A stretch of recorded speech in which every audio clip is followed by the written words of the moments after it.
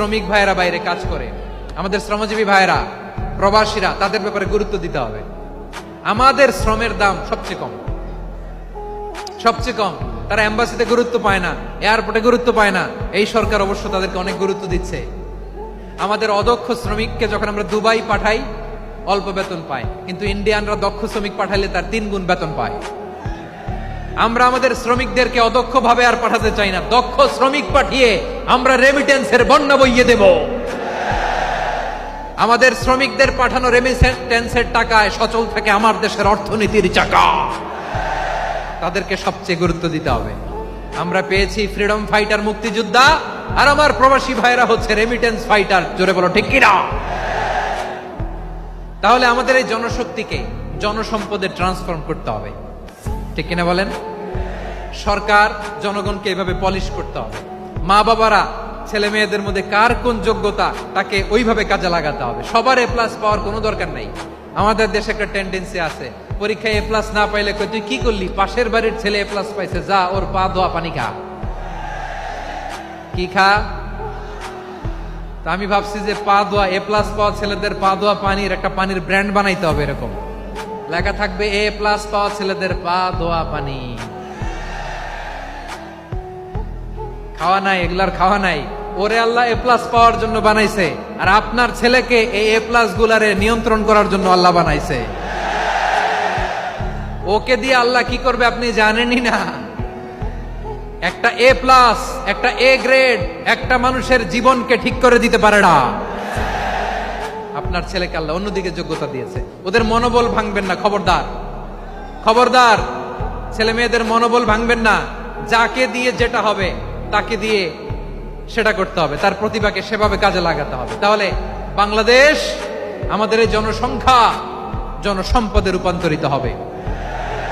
আমাদের সরকারের তত্ত্বাবধানে আমাদের 18 কোটি জনগণ দক্ষ জনশক্তিতে রূপান্তরিত হোক। আমরা চাই কি চাই না? আমরা ভালো মানুষ, শ্রেষ্ঠ মানুষ হতে চাই কি চাই না? ওই জাপানিজদের মতো সৎ, ওই ইউরোপিয়ানদের মতো কালচার। আমাদেরকে আল্লাহ তাআলা কোরআন সুন্নাহ অনেক কিছু দিয়েছেন।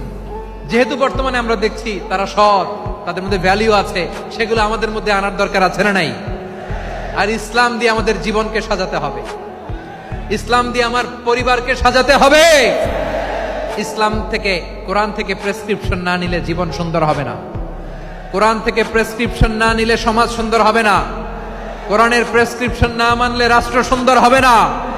কোরআনের প্রেসক্রিপশন অ্যাপ্লাই না করলে শুধু দুর্নীতি দমন কমিশন দিয়ে দুর্নীতি বন্ধ করা যাবে না। এজন্য কোরআনের আইন আমরা চাই কি চাই না?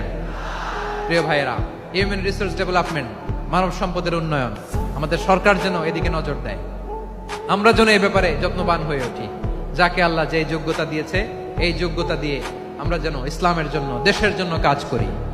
আমরা যেন আমাদের স্কিল ডেভেলপ করি, আমাদের পটেনশিয়ালকে ডেভেলপ করি। মোরালিটি, ভ্যালিউজ নিয়ে শায়েখ আহমদুল্লাহ আলোচনা করেছেন। এগুলো দিয়ে যেন আমরা আমাদেরকে সাজাই। আল্লাহ তাআলা আমাদের দেশকে তুমি নিরাপদ করো, আমরা পড়ি আমিন।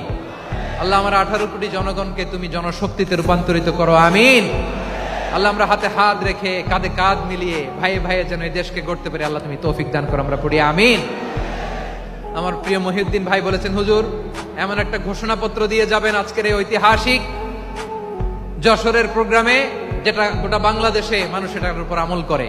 আমি যে কথাটা বলেছি এটাই, আসুন আমরা আমাদের জনসংখ্যাকে জনসম্পদে ট্রান্সফর্ম করি। আমাদের জনসংখ্যাকে আমরা যেন জনশক্তিতে রূপান্তরিত করি। জনসংখ্যাকে ট্রান্সফর্ম করে জনশক্তি দিয়ে আমরা যেন আগামীর বাংলাদেশ, স্বাধীন বাংলাদেশ 2.0 কে গড়ে তুলি। আল্লাহ তাআলা আমাদের সবাইকে কথাগুলো বোঝার আমল করার তৌফিক দান করুন। এই জেনজি, ক্ষমা করে দিও আমাকে, অনেক ধমক দিছি, বকা দিছি।